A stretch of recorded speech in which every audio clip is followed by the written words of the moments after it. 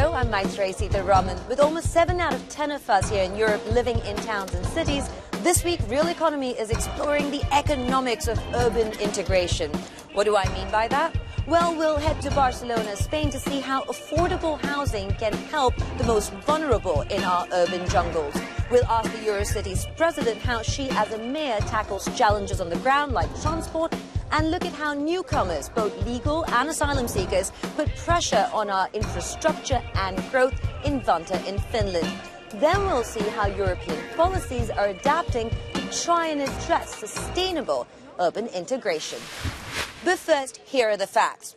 1 in 11 Europeans lives with less than the average citizen in their country. 30% cannot afford unexpected expenses, and more than 1 in 10 of us spend 40% of our income on housing. Now, for some, that means giving up on basic needs, moving away from a city centre where jobs are, and not being able to afford to come back to work. That means creating a benefits trap and sometimes a drop in GDP growth of an urban area. So Monica Pinner decided to see what a large city like Barcelona is doing about it. Amongst the rooftops of Barcelona, just 10,000 homes are under market prices. It means there's limited residential accommodation available for people in need of an affordable place to live. 1.5% of properties in Barcelona make up the social housing stock.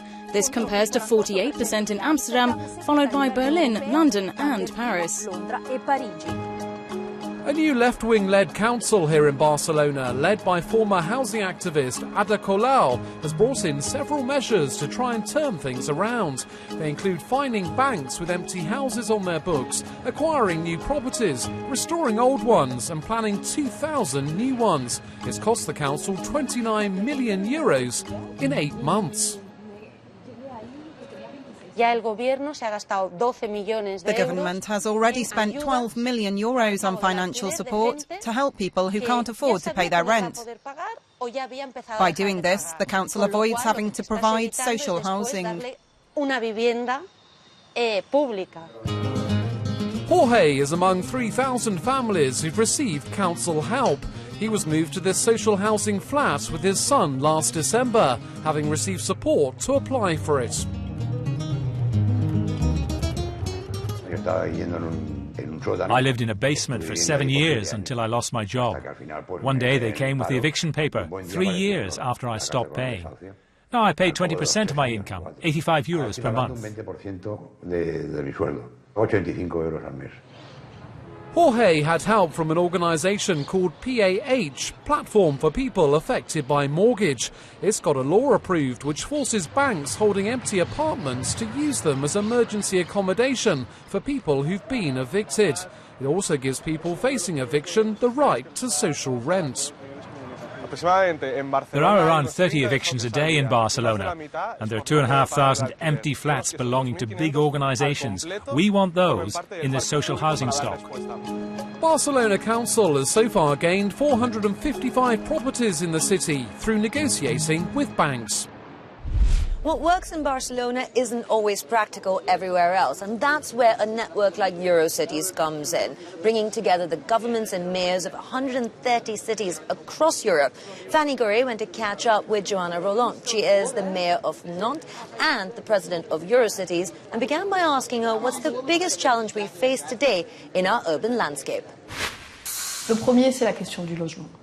Demain, first, it's the question of housing. Tomorrow, in Europe and around the world, cities will concentrate the population.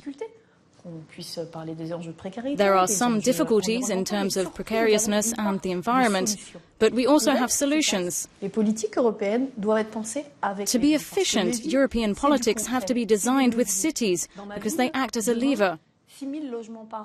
When there's support for a policy in terms of housing, it also supports the local economy and the local labour market. In terms of transport, what kind of solutions would you implement? That is the responsibility of our cities, of our big urban areas, to have a strategic view on social integration issues. When I look at Europe today, I see cities like ours where the heart and popular districts are crossed by a network of transport. It creates a bond. Quand je regarde d'autres situations où il y a le cœur When de I look ville, at other le places périphérique where you have the heart of the city, the ring road and popular districts further away, you can be active in terms of social politics, for example. Fracture physique est trop forte, alors But if the physical distance and the feeling of division and segmentation is strong, it can still be an issue. Among all the cities you see as president of Eurocities, is there one that's a particularly good model? Our cities are diverse. They don't have the same history. They don't have the same course. I'm looking at what Amsterdam does in terms of digital transition challenges, but I also look at what Barcelona is doing, including on the cultural question. We've also been in touch with German cities recently, including on the difficult question of refugees. When we look at what a city like Vienna does in terms of affordable housing, yes, you can see there are things we can share to be more efficient, to get solutions at a European level. Let's add to the challenge of urban integration the arrival of newcomers, whether they're legal migrants or asylum seekers, which Europe is seeing the most of in decades, and they're mostly coming from war-torn countries like Syria, Afghanistan and Eritrea. In the short term, that's good for GDP because it bumps up domestic demand since governments have to spend on housing and healthcare for these newcomers. But in the medium to long term, the impact on GDP is really determined by the speed of integration of these folks into a flexible labour market with the skills we need. So Monica Pinno went to Vantaa in Finland to find out what they're doing to not only get native citizens and newcomers jobs, but also avoid the welfare trap. Traditional ceremonies are not unusual in Vantaa, next to Helsinki. It has the highest percentage of residents with a migrant background in the country. Samira is one of the 30,000 or so immigrants here. She arrived from Morocco 19 years ago with a law degree. She now has 5 children and works in a refugee centre. When I arrived in Finland, I couldn't find a Finnish course. In 1997, for refugees, it was easy, but not for me. There's a multiculturalism programme here in Vantaa which aims to get migrants into work through education and training. The Hakunila International Society organises Finnish courses, for instance. Around 3,000 people benefited from support last year. The issues that are in question, there are various, from how to get driving license to how to settle with the children, custody issues to how to get retirement benefits. Suvi and Tina from the local employment agency and the municipality go to the centre several times a week. I help people with finding jobs, applying for jobs, applying for different types of education as well. Over 33.5 million people born outside the EU live in a member state.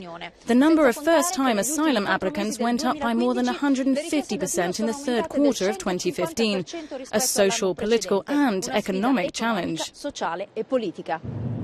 Finland had about 3,000 asylum seekers per year, but in 2015 this number rocketed to over 32,000. Last year, 10 times more asylum seekers arrived to Finland. I think we are counting that about 40% of those asylum seekers would get the permission to stay. Of course, we need much more services for the arrivals. Europe has set up the Asylum, Migration and Integration Fund with a total of more than €3 billion to promote efficiency around migrant flows and also to bring a common approach. The UK comes out on top in terms of allocation, followed by Italy and France. So how do cities grow and integrate when you put intrinsic and new pressures on them, whether it's legal immigration or asylum seekers? And how does policy really translate to reality on the ground? Joining us is European Commissioner for Regional Policy, Corina Cretu. Commissioner, we've talked about refugees and we've talked about integration. How do you make it reality on the ground without compromising on vulnerable native populations? And what about the money? It's the biggest challenge that we have in the history, the biggest amount of people displaced.